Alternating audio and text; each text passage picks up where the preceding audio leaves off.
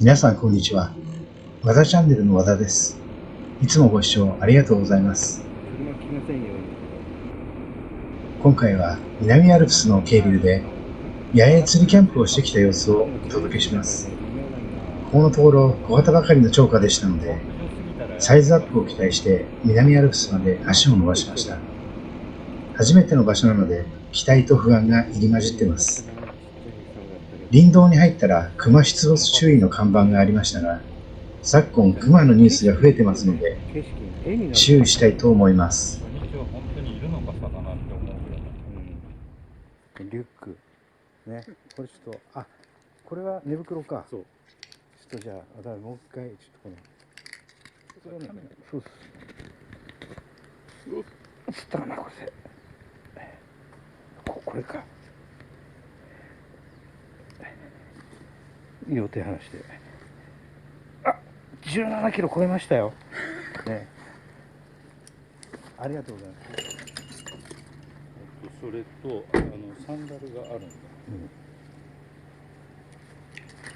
それを大したこ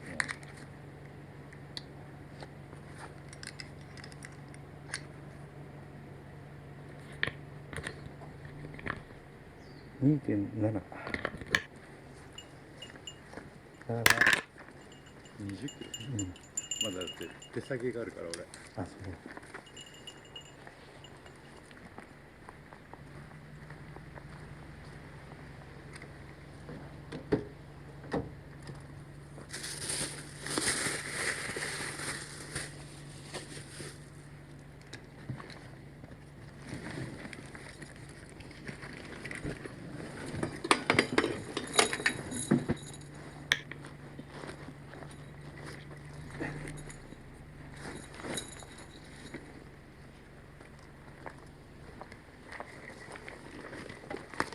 いやこれ飲み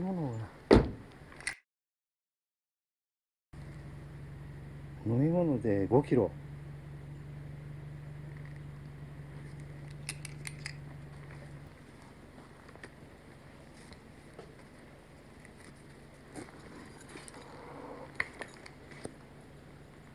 16.2 16.2。俺21キロだな合計。それもあったんだ渡辺。いいよ。5キロです。25キロ。袋に入ってる。それでいいよ。すみません、お騒がせしました。1回で行く？ 1回で行く。やったりとか。食事の量つってもそんなに変わんないからね。俺これだから、これにちょっとここのスペースにこう飲み物を入れたいんでね。これをこうでもいいんだけど、そうすれば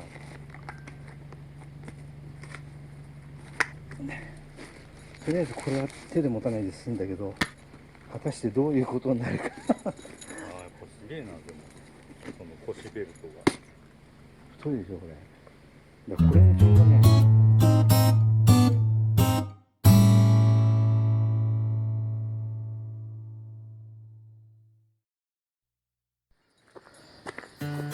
さっきの鳥じゃね。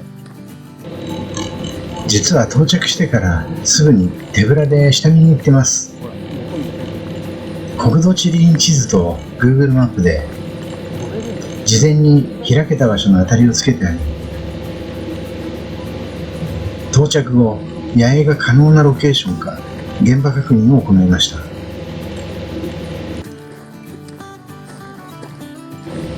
おっさんたちの体力では重装備での山歩きには限界があります。もっと装備を絞り込んで重量を減らすのが今後の課題になっています。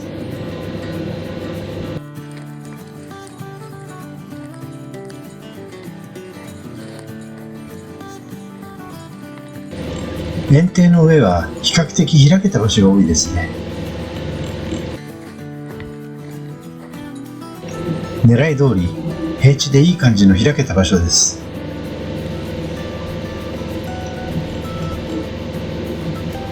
地面も砂土でデコボコしてない場所が広がってます。今回はテント泊ではなくて、寝床は軽量化を重視した自立ポップアップの蚊帳とタープになります。最悪雨が降ってきたらタープの先端を下ろします。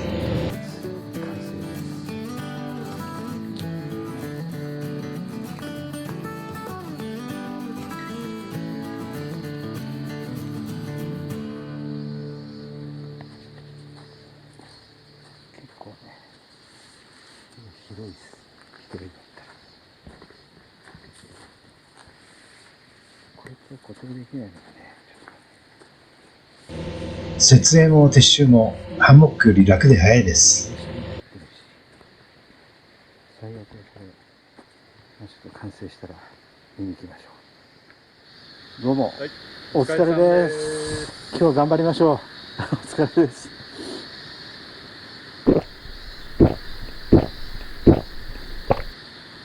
ああ、うめえ。しかもすげえいいお天気になった。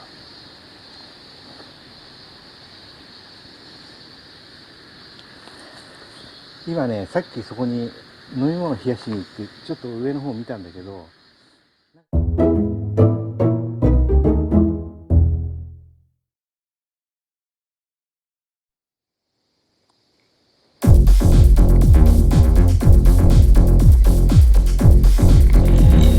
まずは八重市前の短いエリアを軽くチェックします。